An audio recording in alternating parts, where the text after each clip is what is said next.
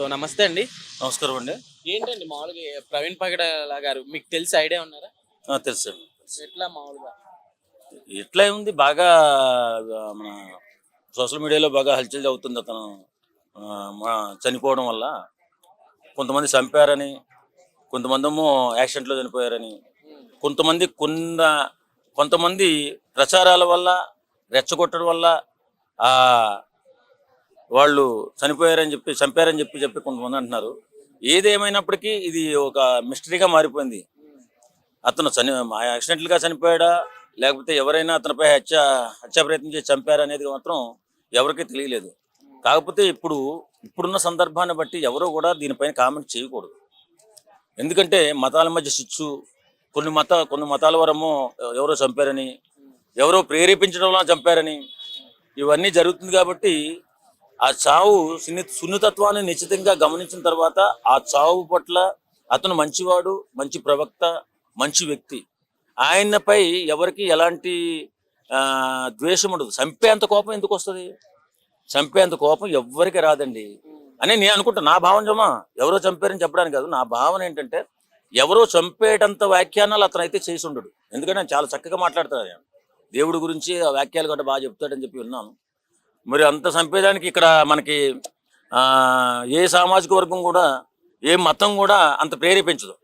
So ఒకరినొకరు చంపుకునే అంత రాజకీయ కక్షల్లో చూసాం కానీ చంపుకోవడాలు అయ్యి ఇలాగ మతాల మధ్య శిక్షలు అంటే ఈ మధ్య కాలంలో ఏం లేవు. అందరూ కూడా మన సనాతన ధర్మాన్ని బట్టి ప్రతి ఒక్కరు కూడా ఒకరినొకరు గౌరవించుకోవడం, ఒక మతాన్ని ఒకరు గౌరవించుకుంటూ వాళ్ళ పండుగలకు వీళ్ళ సేవ చేయడం, వీళ్ళ పండుగలకి వాళ్ళ సేవ చేయడం జరుగుతుంది తప్ప ఇలాంటి ఎవరైనా కానీ ఏ మతం మీదో ఆపాదించకుండా చక్కటి వాతావరణాన్ని కలుషితం చేయకుండా అందరూ కూడా జాగ్రత్తగా ఈ ప్రవీణ్ పగడాల గారి గురించి మాట్లాడేటప్పుడు ఆయన స్వర్గస్థులయ్యారు మాట, ఆయన్ని ఎవరో ఏదో చేశారని చెప్పి వీళ్ళు చెప్పడం తప్ప, ఎంత పోలీస్ డిపార్ట్మెంట్ ఉంది, ప్రభుత్వం ఉంది, అది చూసుకుంటుంది.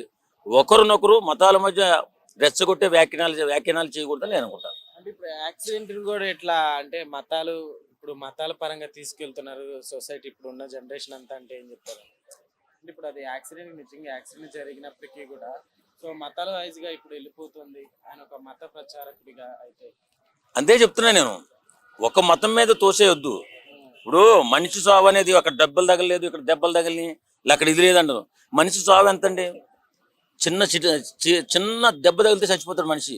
వెనక సైడ్ మా ఒక యాక్సిడెంటల్గా కురవుడు హాస్పిటల్ ఇక్కడే బాత్రూంలో పడిపోయి చిన్న దెబ్బ కూడా, బ్లడ్ కూడా రాలేదు, వెనకాల తగిలి చనిపోయాడు. అక్కడ ప్రతిదీ కూడా భూతత్వంతో పెట్టి చూడకూడదు. అది జరిగింది వాస్తవం కాదో చూసుకోవడానికి పోలీస్ డిపార్ట్మెంట్ ఉంది. ఒకరినొకరు రెచ్చగొట్టుకుని ఒక మతం రెచ్చగొట్టుకుంటే తర్వాత పరిణామాలు ఎలా ఉంటాయంటే చాలా ఇబ్బందుల్లో పడితే అల్లకల్లోలంగా ఉంటుంది. కాబట్టి దీనిపై ఎవరు కూడా మాట్లాడకూడదు. దీనిపైన మాట్లాడితే సమస్యగా మారుతుంది. కాబట్టి ఆయన చనిపోయిన ఆయనకి శ్రద్ధాంజలి ఘటించి ఓ సానుభూతి ప్రకటించాలి తప్ప ఎలా పడితే అలా మాట్లాడకూడదు. సో నమస్తే అన్న. హాయ్ అన్న. నమస్తే. అయితే రీసెంట్ గా పాస్టర్ ప్రవీణ్ పగడాల గారు చనిపోయారు కదా, సో దాన్ని అసలు ఎట్లా చూస్తారు కామన్? చనిపోయి కూడా ఇప్పుడు 2 days అయిపోయింది. చాలా బాధాకరమైన, ఎవరైనా ఒక వ్యక్తి చనిపోవడం అనేది చాలా బాధాకరం. సో ఇది డెఫినెట్గా హత్య అనేది అయితే పబ్లిక్లో వినిపిస్తున్న వార్త. సో అది మనం సీసీ ఫుటేజ్ కూడా పరిశీలించి చూసినట్టయితే అతను కొన్ని చోట్ల బైక్ నడపడానికి కూడా చాలా ఇబ్బందికరంగా, చాలా అవస్థపడుతూ నడిపిన పరిస్థితులు కనిపిస్తున్నాయి. సో అది కొంతమంది ఎడిట్ చేశారంటున్నారు.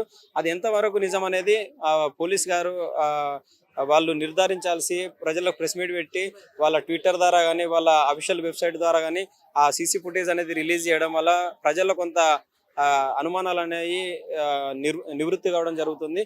ఎందుకనంటే ఇప్పుడు ఆ వ్యక్తి ఏదైతే ఉందో అతను మద్యపానం సేవించాడా, అసలు ఎందుకు మరి అట్లా బండి నడిపాడు, మధ్యమత్తులో జరిగింది యాక్సిడెంట్, లేదంటే తలపైన చాలా మంది ముఖం పైన కర్రలతో దాడి చేశారు అని అందరూ కూడా అక్కడ ఉన్న స్థానిక ప్రజలు చెప్తున్నారు.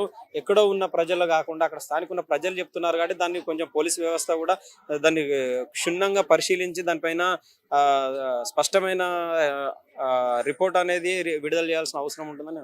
ఒకటండి, అది చాలా తప్పండి. ఎందుకంటే మనం చూసినట్టయితే అతను చాలా వరకు క్రిస్టియన్ మతస్థుడుగా అందరికి కూడా తెలుసు. ఆయనకు 4 సాఫ్ట్వేర్ కంపెనీలు ఉన్నాయి, ఆయన చాలా బిజినెస్ ఉన్నాయి. సో ఏది ఏమైనప్పటికీ ప్రతి మనిషి అనే ఒక ఎవరైతే ప్రతి మనిషికి ఒక కులం ఉంటుంది, ఒక మతం ఉంటుంది. సో అందులో అతనికి కూడా అతను క్రిస్టియన్ మతస్థుడు. సో దాంట్లో తప్పేముందండి? నేను హిందూ, ఇంకొకరు ముస్లిం ఉంటారు. ప్రతి ఒక్కరికి ఒక మతం ఉంటుంది. మతం ఉన్నంత మాత్రాన మతంని మనం పూచిగా చూపుతూ ఇతర మతస్థులపైన నిందలు వేయడం అనేది చాలా తప్పండి. ఏదనేది ఆ CCTV ఫుటేజ్ మొత్తం కూడా విడుదల చేయాల్సిన అవసరం, వాళ్ళ బాధ్యత కూడా ఈరోజు రాష్ట్ర ప్రభుత్వం పైన ఉంది, పోలీసు యంత్రాంగం పైన ఉంది. పోలీసు యంత్రాంగం కూడా త్వరితగతిన ఈ విచారణ అయితే చేపట్టి ఏం జరిగింది అనేది ప్రజలకు తెలియజేయాల్సిన అవసరం ఉంది. మీరు అన్నట్టుగా ఇంకొకటి, ఆ పాస్టర్ గారు కొన్ని వివాదాలలో చిక్కుకోవడం జరిగింది. కొంతమంది పైన దురుసుగా, అంటే అతను కొంచెం అనుచిత వ్యాఖ్యలు మాట్లాడారని చాలా వరకు అంటున్నారు. సో ఏదేమైనప్పటికీ అది గతంలో మాట్లాడినవి, ఈ రోజే మాట్లాడినవి కాదు. గతంలో మాట్లాడి కూడా ఇప్పటికీ సంవత్సర కాలం అయిపోయింది. ఈ ఎన్నడూ లేనిది ఈ రోజు కొత్తగా ఇలా జరిగింది అనేది చాలా బాధాకరం. అదే విధంగా ఇంకొకరు అందరికి కూడా ప్రశ్న, అతనికి 4-5 సాఫ్ట్వేర్ కంపెనీలు ఉన్నాయి, చాలా ఆస్తులు ఉన్నాయి, ఆయన బైక్ పైన వెళ్ళాల్సిన అవసరం ఏంటిది? అసలు బైక్ పైన ఎందుకు వెళ్ళాడో, బైక్ మళ్ళీ లైట్ లేదు, ఎందుకు ఆ లైట్ లేదు, అసలు ఏం జరిగింది?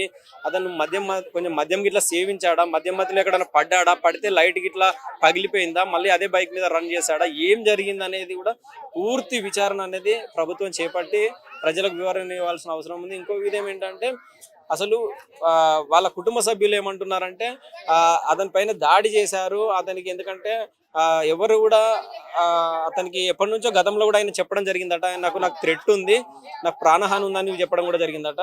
సో పోలీస్ వ్యవస్థ అనేది సక్రమంగా స్పందించక, అతనికి ఒక ప్రొటెక్షన్ అనేది ఇవ్వక అలా జరిగిందనేది మేము అనుకుంటున్నాం.